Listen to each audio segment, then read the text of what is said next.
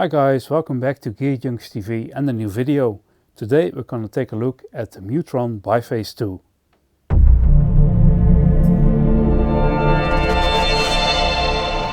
Musictronics is a legendary name in the history of effect pedals, especially phaser effects. Its most famous pedal was the Bi-phase, a big unit with a separate switch device. And the main trademark of that was that it contained two separate phaser effects in one unit, which could be used together. So now there is a modern remake of this pedal, and it's named Bi-phase II. And that's what we are trying today. As we are a synthesizer gear channel, we will not use the pedal with a guitar, but with a synthesizer to show you how that sounds. By the way, you can stay informed about all our videos by subscribing to our channel. Just click the subscribe button below the video, and you can hit the bell button to get notifications when there's something new on our channel. Nowadays the company is called Mu-Tron, and while there is a connection with the past, the roots of the new Bi-phase II seem to come from a boutique pedal maker called Prophecy Sound. For a while they produced a clone of this pedal as well as other devices, including the Infinite Phase. We have that panel here too, and we will feature it in a future video. Anyway, their design comes back in the form of the new Bi-phase II, now branded by Mu-Tron. They have made a really nice looking compact pedal, completely made of metal, and it feels rock solid. The design is classic, but also very clear, and I like it. So let's take a look at the controls. We have two identical sections, phaser A and phaser B. And they have depth control, a rate control, and feedback. Then there is a shape switch, so with this you can determine what the rate goes like, so it could be a pulse or a sine wave. There are two different phaser types, 4 and 6 stages, and with this knob, this switch, you can set the destination of the external CV to depth or rate or both. Then we see the same on the other side. There are the two foot switches to set the phaser on or off, and in the middle we have a phaser B input selector. This can be used to set the way the signal goes through the biphase. And finally here there's a generator switch which you can use to select how the rates work on the different phasers. Then on the back we have all the I/O. So we have the input section for A here and the output, and the same here for B. And there's the CV in and there's a CV out. This is a pass-through of the CV in. So this is used to use multiple pedals in a row, so you can control them all from the same CV pedal or CV source. The biphase has some really nice handy features. First of all, it's very compact, and it has all the knobs clearly laid out, and it runs on a standard 9-volt pedal power supply, which is internally converted to 15-volt levels on which the originals worked. So this is done to get an authentic sound and to increase the quality of the sound with a lower noise level. Both phasers have a new mode, the 4-stage. In this mode there's a fixed feedback. It allows a more classic rock sound, and the phaser B input switch comes in handy too. With this one you can determine the routing of the signals. For instance, if I switch it on in A mode, the both inputs, actually they go through both phasers and go to the output. So in this case it's sort of a stereo operation. And then we have this section. Now it's set to serial, so in this case the signal goes first to phaser A and then to phaser B. And then there's the B section. In this case the phasers operate completely independent. When we move to modulation, there are two LFOs on board to control the phaser, and with the phaser B-sweep switch, you can determine how they work. So in the Gen 1 setting, only generator A is used, and both phasers operate simultaneously, so they synchronize their rates. You can see it when I turn this up.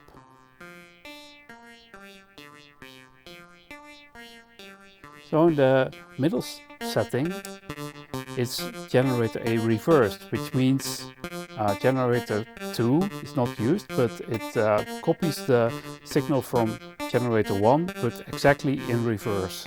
So you get this nice phase shifting effect, so you can really use this for lots of interesting stereo effects.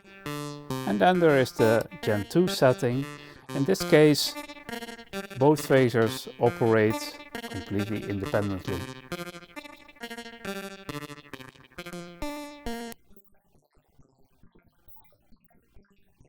The CV section here can be used to add depth or rate to control this for each phaser. So let me show you. There's currently an LFO from a modular synth running through it.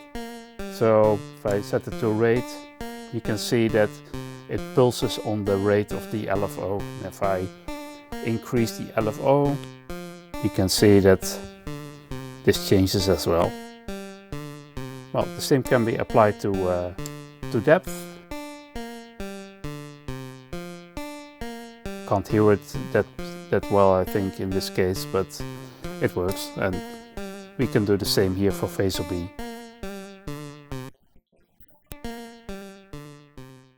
So for the sound demo, I chose an analog synthesizer. We happen to have this great Moog Model 10 in the studio to check out, so I decided to use this.